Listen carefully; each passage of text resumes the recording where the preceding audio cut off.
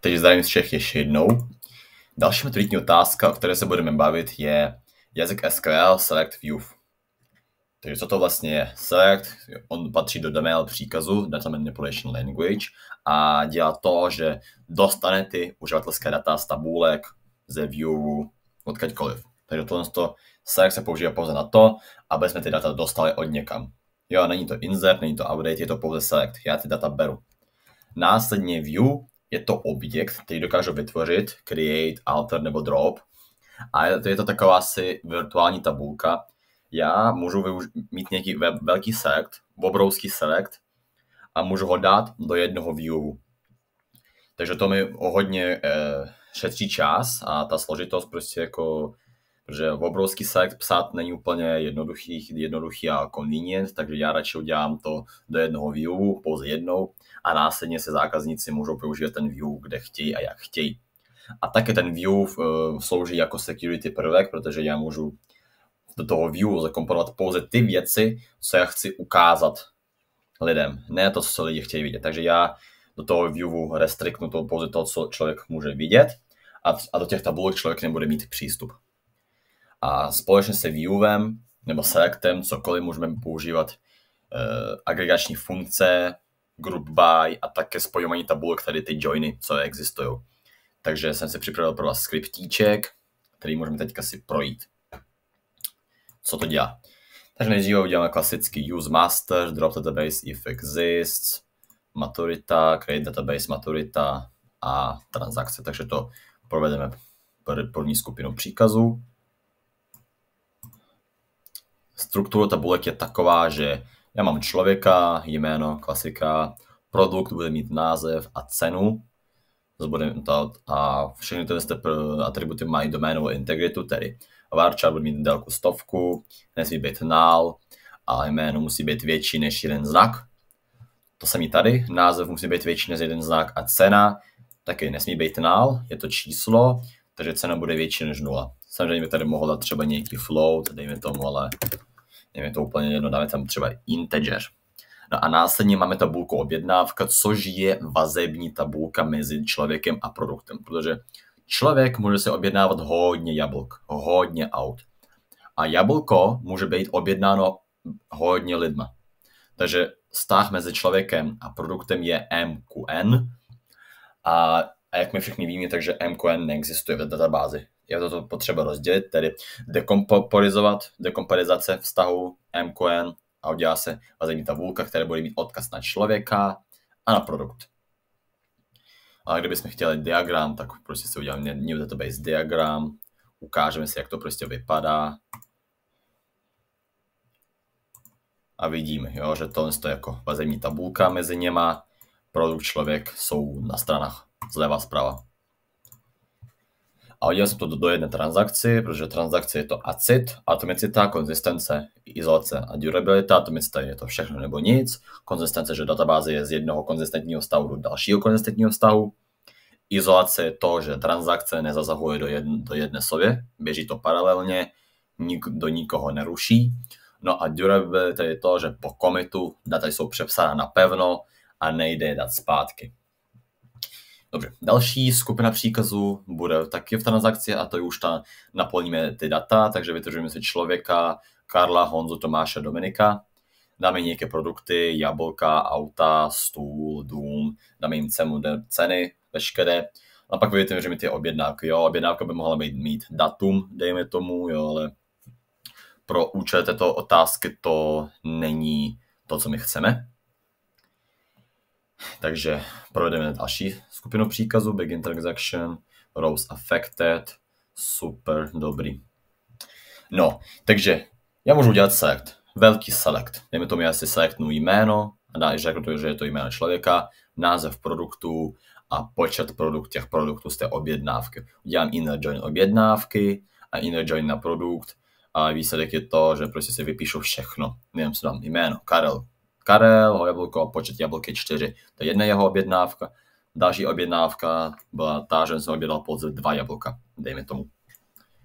No a když na to kouknem, tak to je to takový velký select, jo, 4 řádky kódu, něco tam psát, sem, tam, jako není to to, co by zákazník chtěl dělat, nebo nějaký manažer.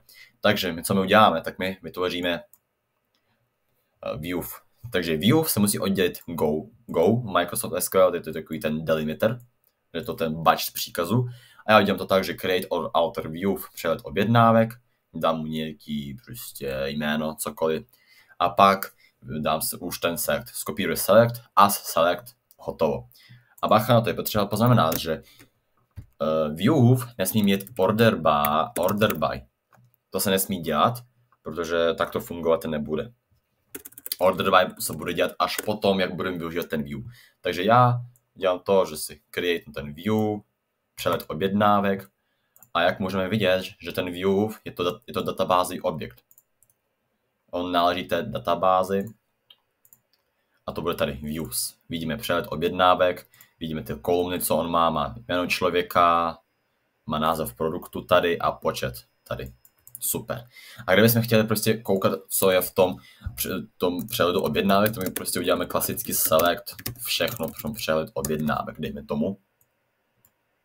A prostě vidíme to samý, co dá ten select, ale prostě v jednom řádku. Proto je taková jakási virtuální tabulka s těmi daty. Jo, je to virtuální tabulka, co spojí do sebe až několik raz, 2 a 3 tabulky. To je prostě view, vidím to. No. A také s těma viewy můžeme dělat nějaké agregační funkce, jak jsem se zmínil, jo, sum, max, average, count. A třeba uděláme to tady. Select jméno člověka, sum, počet, from přehled objednávka. Takže vidíme, že počet je 4, 2, 4, 5, 2, 6, 2, 2, 3, něco, cokoliv. Takže já se teďka udělám select jméno člověka, chci jméno člověka, počet jeho objednávek do sumu. Já udělám sum všech jeho objednávek, from přehled objednávka, tady ten můj view. Nebo bych to měl prostě dělat, kdybych neměl view, tak já bych to měl dělat přes tento select. Bych to měl tady dělat takový joiny, něco tam, takže to já nechci. Já to mám normálně jednoduše přes view. A musím to udělat group. Musíme dělat to seskupování záznamu, jak je tady.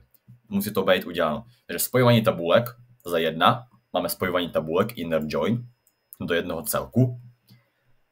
Agregační funkce a také seskupování záznamu. Jak je to tady znamená, seskupování záznamu. Protože když já neudělám group by, tak database engine neví, co prostě musí dělat. Pro koho musí dělat sum. Neví. On prostě neví, pro koho má dělat sum počet. Neví.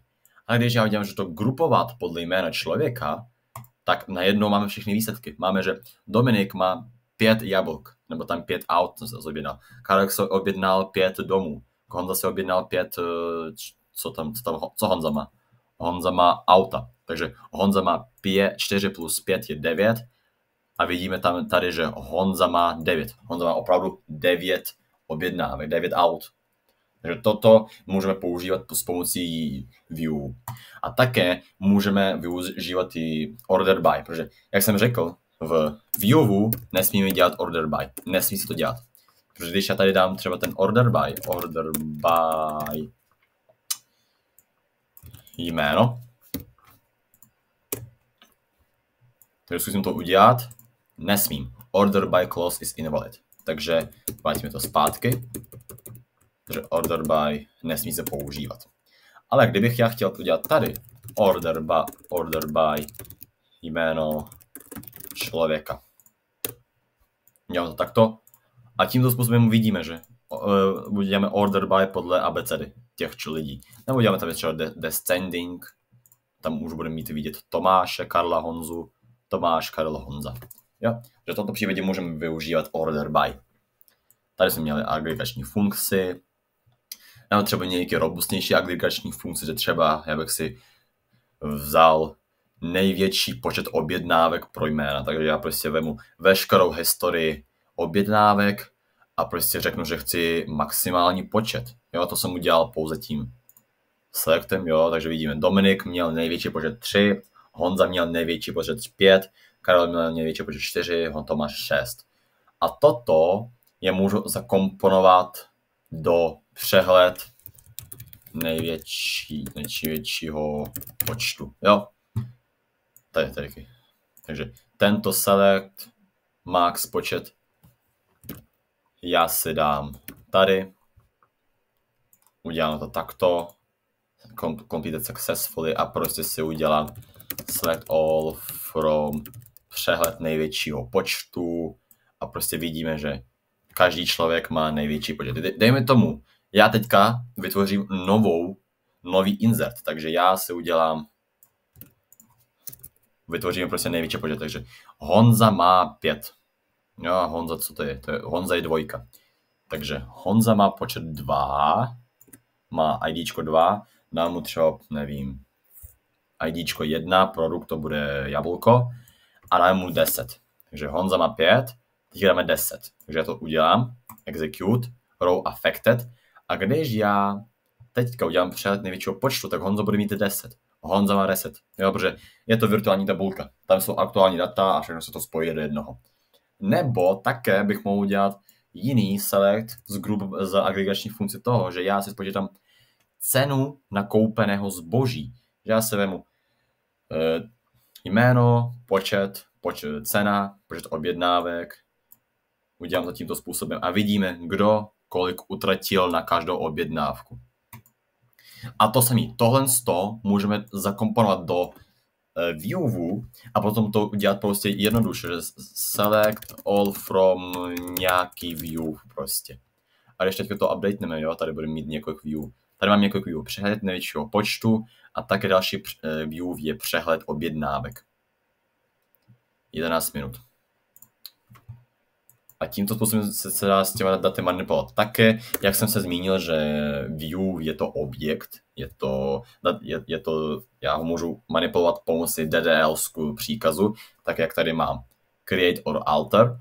Jak jsem se zmínil, že tohle zároveň udělá create nebo alter. On to zkontroluje, když existuje, tak udělá alter, když neexistuje, tak udělá create. Jo, já nemusím nejdříve dělat drop, potom to. Ale kdybych chtěl udělat drop, tak já udělám drop, view, přehled největšího počtu. Dejme tomu.